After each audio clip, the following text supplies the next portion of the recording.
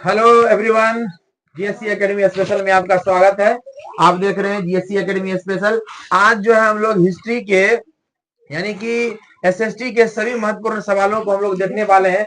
अभी जो हम लोग फटाफट जो है 50 सवालों को सोल्व करेंगे और आप लोग भी अपना अपना कॉपी निकाल लीजिए और चेक करते जाइए कि आपका इस 50 सवाल में से कितना सवाल जो है सही हो रहा है। ये पूरे एसएसटी का सॉल्यूशन है, सभी विषयों को मिलाकर 50 नंबर का ये टेस्ट एक तरह से, और देखिए आपका कितना सही हो पाता है। अगर ये वीडियो पूरा देख लेते हैं तो उम्मीद करते हैं इससे रिलेटेड जो भी सवाल आपको परीक्षा 2026 में पूछा जाएगा उससे रिलेटेड एक भी क्वेश्चन जो है नहीं छूटने वाला है। चलिए हम लोग क्वेश्चन को देखते हैं। पहला क्वेश्चन है, कह रहा है कि भारत में वित्तीय वर्ष कब होता है।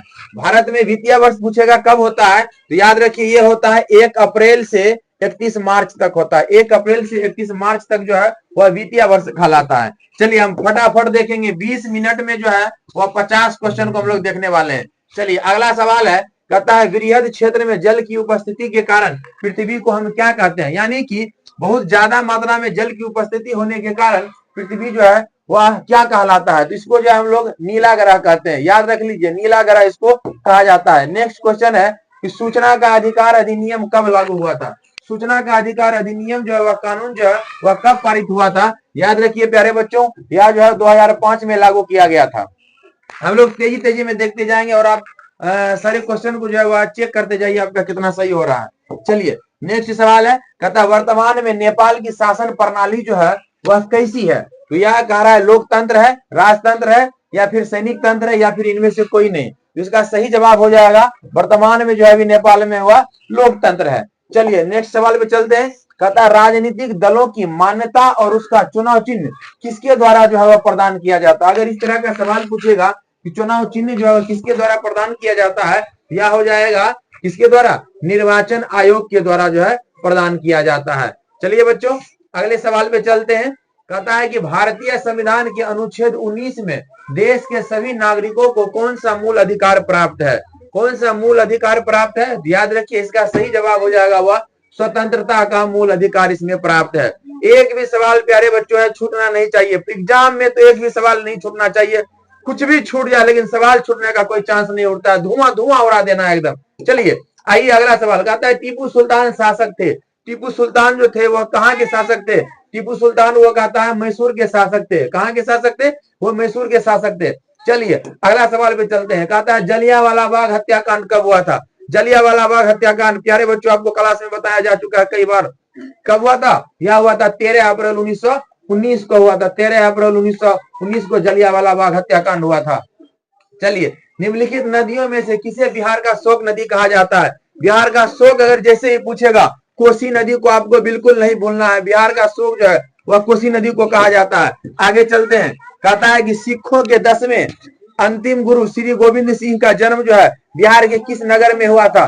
याद रखिए बिहार के किस नगर में हुआ था। अगर ये पूछता है तो तुरंत आप पटना में टिक लगा दीजिएगा। बिहार के जो है वह पटना में टिक लगा देना है। चलिए अंकोर वाट का मंदिर का निर्माण कहता है किस शासक के द्वारा करवाया गया था। अंकोर वाट के मंदिर का निर्माण किस शासक के द्वारा यह करवाया गया था, सूर्यवर्मन द्वितीय के द्वारा करवाया गया था। किसके द्वारा, सूर्यवर्मन द्वितीय के द्वारा करवाया गया था।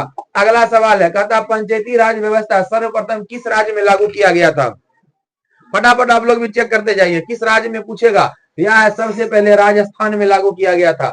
चलिए आगे चलते हैं, क्वेश्चन छूट रहा है एक भी, बनाते जाइए फटाफट। चलिए कह रहा है कि योजना आयोग को भंग कौन कर सकता है, यानी योजना आयोग को भंग कर कौन सा आयोग बना। योजना आयोग को कहता भंग करके कौन सा आयोग बना, तो यह नीति आयोग बना था। कौन सा आयोग बना था, नीति आयोग बना था। चलिए अगला सवाल पे चलते हैं हम लोग। नेक्स्ट सवाल है, कह रहा है कि निम्न में से कौन बीमारू राज्य है। बीमारू राज्य इसमें से पूछ रहा है कौन सा, तो उड़ीसा तो है ही, बिहार है ही, मध्य प्रदेश है ही, तो इसमें सभी जो है वह बीमारू राज्य हो जाएगा। बीमारू यानी बिहार हो गया, मध्य प्रदेश हो गया, उसके बाद जो है वह उड़ीसा हो गया। ठीक है, याद रखना है। कहता है भारतीय जनता पार्टी का स्थापना कब हुआ था। भारतीय जनता पार्टी की स्थापना पूछेगा कब हुआ था। याद रखिए प्यारे बच्चों यह 1980 ईस्वी में भारतीय जनता पार्टी की स्थापना हुआ था। चलिए नेक्स्ट सवाल पे चलते हैं, कहता है अंतरराष्ट्रीय महिला दिवस कब मनाया जाता है। महिला दिवस आपको बिल्कुल नहीं भूलना, महिला दिवस कब मनाया जाता है। या जो है कुणाल को ज्यादा याद रहता है, मेरा एक स्टूडेंट है कुणाल, वहां 8 मार्च फटाक से आंसर मारता है। चलिए 8 मार्च को याद है। यूरोनियम का प्रमुख उत्पादक केंद्र पूछेगा अगर कहाँ है, यूरोनियम का प्रमुख उत्पादक केंद्र कहाँ है, जादूगोरा आपको बिल्कुल नहीं भूलना है, जादूगोरा में आंसर आपको लगा लेना है। चलिए फटाफट क्वेश्चन, ये फटाफट सेशन इसलिए फटाफट हम लोग चल रहे हैं। कहता है सुनामी कहाँ आती है, सुनामी पूछेगा कहाँ आता है, या आता है कहाँ आता है, या समुद्र में आता है, कहाँ आता है सुनामी जो है वह समुद्र में आता है। कहता है लोकतंत्र की सफलता निर्भर करता है किस पर करता है, 4 ऑप्शन। कहता है नागरिकों की उदासीनता पर, नागरिकों की गैर कानूनी कार्रवाई पर, या फिर नागरिकों की विवेकपूर्ण सहभागिता पर। अगर आप दिमाग लगाएंगे तो भी आपका आंसर निकल जाएगा, क्या हो जाएगा, सी नंबर हो जाएगा, लोगों की विवेकपूर्ण सहभागिता पर जो है वह लोकतंत्र जो है निर्भर करती है। चलिए अगला सवाल पे चलते हैं। कहता है किसने कहा कि बिहार के विकास के बिना भारत का विकास संभव नहीं है, किसने कहा था भारत के विकास के बिना, सॉरी बिहार के विकास के बिना भारत का विकास संभव नहीं है। इसका सही जवाब हो जाएगा डॉक्टर एपीजे अब्दुल कलाम ने कहा था। चलिए कहता है बोलीविया संघर्ष का मुख्य कारण क्या था, अगर ये सवाल पूछेगा तो याद रखिए वहां पे पानी की कीमत में वृद्धि होने के कारण वहां जन आंदोलन जन संघर्ष शुरू हो चुका था। अगला सवाल आता है, कहता भारत का राष्ट्रीय पक्षी, ये सब सवाल तो कहीं से भी छूटने के लायक है ही नहीं, फिर भी आपको दिया गया था, आप मार लीजिए मोर होता है, क्या होता है, मोर होता है। चलिए फटाफट सेशन में फटाफट हम लोग आगे बढ़ते जा रहे हैं। कहता संजय गांधी जैविक उद्यान किस नगर में स्थित है, अभी आपसे अगर पूछा जाएगा, बोला जाएगा चलो बाबू चिड़ियाघर घूमने चलो, तो आपके दिमाग में सबसे पहले कौन सा जो है शहर का नाम आता है, तो आपको पता चलेगा आप पटना बोलेंगे। इसका सही जवाब क्या हो जाएगा, पटना हो जाएगा। पटना में जो चिड़ियाघर है उसका नाम क्या है, संजय गांधी जैविक उद्यान नाम है। चलिए वेदों की ओर लौटो का नारा किसने दिया था, वेदों की ओर लौटो का नारा किसने दिया था, इसका सही जवाब हो जाएगा स्वामी दयानंद सरस्वती ने दिया था, स्वामी दयानंद सरस्वती ने दिया था। अगला गुटेनबर्ग का जन्म पूछेगा कहाँ हुआ था, गुटेनबर्ग का जन्म अगर पूछेगा कहाँ हुआ था, याद रखिए प्यारे बच्चों, यह जो है वह जर्मनी में हुआ था, गुटेनबर्ग का जन्म जो है वह जर्मनी में हुआ था। कहता सांप्रदायिक राजनीति आधारित होती है, सांप्रदायिक राजनीति अगर पूछेगा कि किस पर आधारित होती है तो आपको जवाब दे देना है ऑप्शन के साथ। ऑप्शन देखिए, ऑप्शन में है कहता धर्म पर, जाति पर और क्षेत्र पर, इनमें से कोई नहीं। इसका जो जवाब होगा वह हो जाएगा धर्म के आधार पर जो है होता है। कहता निम्नलिखित में उद्योग में से कौन सी कृषि पर आधारित नहीं है, कहता कौन जो है वह कृषि पर आधारित नहीं है। सूती का आप जानते हैं कृषि होता है, चीनी का भी, और इसमें क्या है कृषि पे आधारित नहीं है पूछ रहा है, तो कृषि पे आधारित नहीं है। जूट वस्त्र, चीनी भी तो है, सीमेंट भी तो है, कृषि, तो कृषि से कौन रिलेटेड नहीं है, नहीं इसका सीमेंट हो जाएगा, क्या हो जाएगा, सीमेंट हो जाएगा। सूती वस्त्र, चीनी और जूट ये नहीं होगा, ये सीमेंट इसका आंसर हो जाएगा। सीमेंट जो है वह कृषि पे आधारित नहीं है। अगला कहता वॉर एंड पीस किसकी रचना है, वॉर एंड पीस पूछेगा किसकी रचना है, तो सही जवाब हो जाएगा लियो टॉल्स्टॉय, क्या हो जाएगा, लियो टॉल्स्टॉय। चलिए आगे चलते हम लोग 29 नंबर पे पहुंच चुके हैं। 29 नंबर का क्वेश्चन कह रहा है कि नोबेल पुरस्कार से सम्मानित बांग्लादेशी अर्थशास्त्री कौन है। कहता है Mohammad Iqbal, professor Iqbal, professor Mohammad Iqbal Yunus, professor Mohammad Yunus और मोहम्मद शफीक यूनुस। तो इसका सही जवाब हो जाएगा वह सी नंबर हो जाएगा, प्रोफेसर मोहम्मद यूनुस हो जाएगा। कहता चावल है, चावल किस प्रकार का फसल है, रबी है या खरीफ है, तो चावल कौन सा फसल हो जाएगा बच्चों, ये जो है वह खरीफ फसल हो जाएगा। चलिए अगला सवाल में चलते हैं। कहता नई आर्थिक नीति में किसे सम्मिलित नहीं किया जा सकता, नई आर्थिक नीति में पूछेगा किसको सम्मिलित नहीं किया जा सकता है, इसका जवाब हो जाएगा वह हो जाएगा नियंत्रित अर्थव्यवस्था को सम्मिलित नहीं किया जा सकता है। सौर ऊर्जा निम्नलिखित में से कौन सा संसाधन है, सौर ऊर्जा पूछेगा कौन सा संसाधन है, या क्या हो जाएगा, या नवीकरणीय है, सौर ऊर्जा से हम बार बार ऊर्जा बना सकते हैं। ठीक है अगला कर विश्व व्यापार संगठन यानी WTO की स्थापना किस वर्ष किया गया था, WTO की स्थापना अगर पूछेगा किस वर्ष किया गया था, या किया गया था 1995 में किया गया था, है ना, याद है सबको 1995 में किया गया था। अगला क्वेश्चन है Tata and iron steel company की स्थापना कब किया गया था, अगर इससे रिलेटेड सवाल रहेगा क्लास में आपको पढ़ाया जा चुका है 1960 ईस्वी में, आपको टिक लगा लेना है। एक भी क्वेश्चन बच्चों छूटना नहीं चाहिए। रिवीजन अगर करना है, फटाफट रिवीजन करना है तो जीएससी एकेडमी स्पेशल को आप जरूर सब्सक्राइब करें और अपनी तैयारी को बेहतर बनाइए। चलिए नेक्स्ट सवाल पे आते हैं। कहता है कि किसने कहा संसाधन होते नहीं बनते हैं, तो याद रखिए या जिम्मरमैन ने कहा था संसाधन होते नहीं संसाधन बनते हैं। चलिए अगला सवाल पे चलते हैं। कहता निम्न में से कौन संस्थागत वित्त का साधन है? संस्थागत वित्त का साधन अगर पूछेगा तो ये हो जाएगा व्यवसायिक बैंक, इसका सही जवाब हो जाएगा। चलिए आगे सवाल पर चलते हैं। कहता राष्ट्रीय विकास परिषद का गठन कब हुआ था?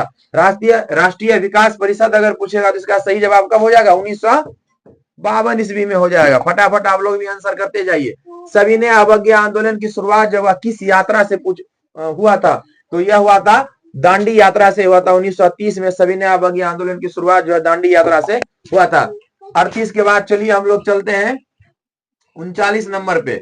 ये फटाफट सेशन है इसलिए हम लोग फटाफट कर रहे हैं, क्योंकि टाइम जो है अब आपके पास बचा नहीं है, समय कम बचा है, इसलिए रिवीजन का समय। आपकी पढ़ाई बिल्कुल हो चुकी है, अब रिवीजन करना है तो आप हमसे जरूर जुड़िए। नया चैनल है, नया यूट्यूब चैनल बना है, नया स्टडी सेंटर, आप आइए हमसे जुड़िए और अपनी तैयारी को बेहतरीन कीजिए। चलिए कहता है निम्न में से किसको प्राथमिक क्षेत्र कहा जाता है? प्राथमिक क्षेत्र का अगर बात पूछेगा किसको कहा जाता है? याद रखिए प्राथमिक क्षेत्र किसको कहते हैं? कृषि क्षेत्र को जो है प्राथमिक क्षेत्र कहा जाता है। अगला सवाल है, कहता है प्राथमिक ऊर्जा का उदाहरण कौन सा नहीं है? प्राथमिक ऊर्जा का उदाहरण करा कौन नहीं है? या विद्युत जो है प्राथमिक ऊर्जा का उदाहरण नहीं है। ठीक है, अगला क्वेश्चन कह रहा है कि संचार का सबसे लोकप्रिय साधन है। संचार का सबसे लोकप्रिय साधन क्या हो जाएगा? हो जाएगा सार्वजनिक टेलीफोन। क्या हो जाएगा? सार्वजनिक टेलीफोन हो जाएगा सही आंसर। कहता है जवाहर रोजगार योजना कब लागू हुआ था? जवाहर रोजगार योजना पूछेगा कब लागू हुआ था? या 1989 ईस्वी में लागू किया गया था। अगला सवाल है काली मृदा उपयुक्त होती है? काली मिट्टी जो है वह किसके लिए उपयुक्त होती है? इसका सही आंसर हो जाएगा यह कपास के लिए होता है। चलिए 44 नंबर पे हम लोग आते हैं। कहता दाल किस पौष्टिक अंश का स्रोत है? दाल के बारे में अगर पूछेगा किस पौष्टिक अंश का स्रोत है? या प्रोटीन का है? किसका है? प्रोटीन का है। अगला सवाल है, कहता भारत सरकार ने सूचना आयोग अधिकार का अधिनियम जो है कब पारित किया था? भारत सरकार ने सूचना का अधिकार अधिनियम, तो आप इससे पहले भी क्वेश्चन सोल्व कर चुके हैं, तो गलती बिल्कुल नहीं होना चाहिए। कब हुआ था?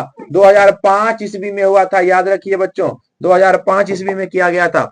सवाल है कि भारत में कितने राष्ट्रीयकृत बैंक हैं? राष्ट्रीयकृत बैंकों की संख्या अगर पूछेगी तो आप जो है बता देना है 19 है। राष्ट्रीयकृत बैंकों की संख्या कितनी है? 19 है। अगला सवाल है कि भारतीय राष्ट्रीय जनता पार्टी का चुनाव चिन्ह क्या है? अगर ये पूछेगा तो आपको याद रखना कमल का फूल छाप है।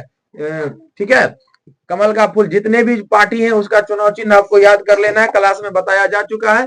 ठीक है, अगला सवाल है, कहता है मानव पूंजी के मुख्य घटक हैं। मानव पूंजी के मुख्य घटक क्या है? ज्ञान, कौशल, अनुभव। इनमें से सभी क्या है? मानव पूंजी के मुख्य घटक हैं। अगला सवाल है 49 नंबर, लास्ट हम लोग पहुंचने वाले हैं। आप लोग अपना तैयार कर लीजिए, आपका कितना सही हुआ। इस फटाफट रिवीजन सेशन में आप चेक कीजिए आपका 50 में से कितना नंबर आ रहा है। इससे पता चल जाएगा कि आपकी एसएसटी की तैयारी जो है कितनी है। चलिए कार्ल मार्क्स का जन्म पूछेगा कहाँ हुआ था?